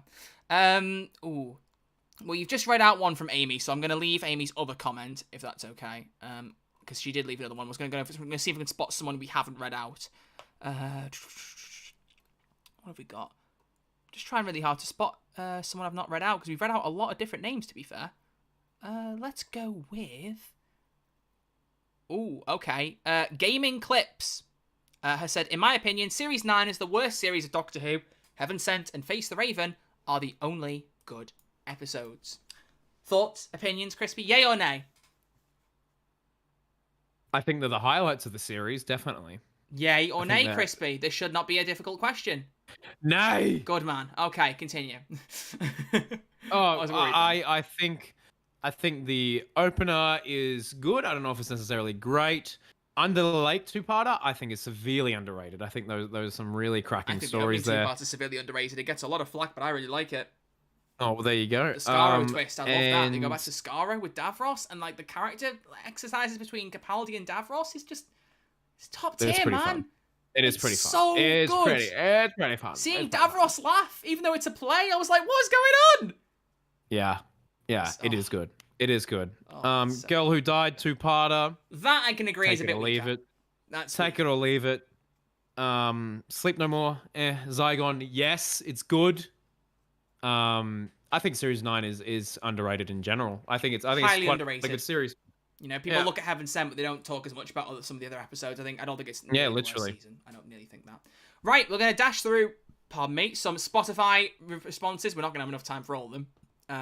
I just realised, we didn't actually show the poll results from last week's episode. Yeah, she's alright. We never did that. Should be right. What, you don't want to show the poll results? Should we do that very quickly, even though we're very late? Yeah, right. Did we even mention what we're doing next week? I don't think we did. We mentioned it to the audience before we started the episode. Wow, we really... Well, to be fair, we need the time, as you've seen. We'll do the poll at the very, very end, then announce what the next episode is. So here are a couple of the Q&A answers. So let's try and pick up names that are not in the chat right now so we can get some interaction with people we haven't seen. Minyasich said, The Crimson Horror is the worst episode of Doctor Who ever made. Sorry, hang on. That's hot. The Crimson Horror is the worst episode of Doctor Who ever made. I disagree. Very good. I don't understand the hatred to this. I like the episode. I think it's weird. It's very strange, but I like the idea behind it. I don't hate it, personally. I don't think it's the worst episode ever. We all know that's fair here. Moving on. Yes, moving on. Or in the Forest of the Night. Okay. Lewis is a universe.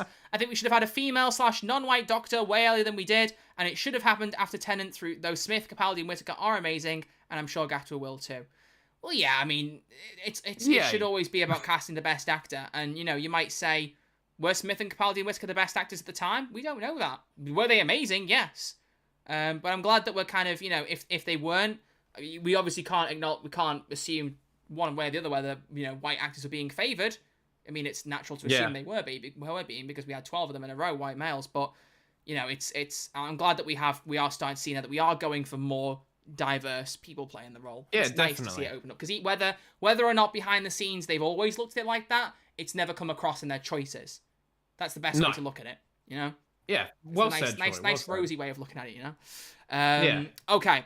Next one comes from Ashley Vine, who says, I think my biggest Doctor Who hot take is that Series 7 is a good series. Oh, that's why. It was one of the Spotify ones. I couldn't find it. It's not my favourite series, but I seem to have a higher opinion of it than most people. So we've kind of touched on that. Very good. Owen says, Rusty Davies was too scared to make the Absorbal off a companion. Disgraceful. Couldn't agree more. Arthur Botley, I like that it takes you away more than Blink. Blink is great, but due to being a Doctor-like episode, it doesn't have any main character development, but it takes you away, wraps up Graham's arc beautifully. That's a hot take. But kind of agrees with what I'm saying, that Blink is great, but it being Doctor-like is a bit of a weird thing for it. It's weird that one of the best episodes of the show, arguably, doesn't have much of the Doctor, and it's a good point. It's odd. Interesting that he thinks it takes you away is better. I remember when I first saw that episode, I did not like it very much, but ever since I've seen it again, I really do. It's just that frog. That frog ruined it for me. I was so with until that frog. Frog is a bit weird, and I found it. I found the comment that I saw. So just to wrap up, Euphonium9 said Orphan 55 is actually an okay episode if you stop it before the last 3 minutes. That's the way. That's the appropriate way. If you're gonna rewatch it, that's the appropriate way to rewatch it. It's actually Orphan 52. Yeah. See what I did there? Now that is one of my better jokes. Good. That's one of my better jokes. I like that. Wow. I like that. That was spicy. Thank you for that, Troy. I like that. You're welcome. Actually, no, we're going to have one more on from the live chat. DW Boy 14 says the Absorbaloff should return, played by James Corden. Couldn't agree more. Oh, Could not agree couldn't more. agree more. Couldn't agree more. You know, be great. I think that's a good point to stop now. So let's have a look at our I poll. think that's excellent. Our structure is terrible. That was so many hot takes. That was so many hot takes. Last week, an hour and a half ago, we should have said this, but we move. Last week, we asked you if you'd like to see more animated episodes of Doctor Who, original stories that being, so not classic remasters in animation to, re-release. Would you like to see new original animated adventures? And very conveniently, here are both the polls results on screen. So Spotify, out of 29 votes, there is a 52 to 48% split.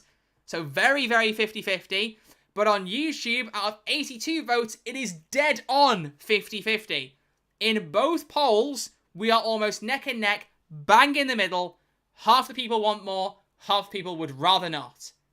Very intriguing. I don't know what that means for us behind the scenes wise. Would you like to see more? Yeah, let us know in the chat if you want to see more I meant animated Doctor Who stuff. Oh well, yeah. I mean, for sure. I've never seen the what was it, the Infinite Quest? I've never seen that. We'll watch that again. We'll watch that at some point. We'll look at that. We will look at the Infinite Quest.